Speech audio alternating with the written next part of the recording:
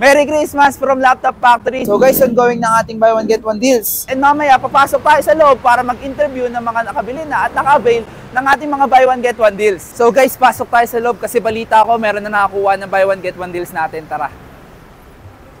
So hi guys, kasama natin ngayon si Sir Roberto na naka-avail ng buy one get one deals natin dito sa Laptop Factory main branch. So sir, anong laptop po ang na-avail nyo? Acer po.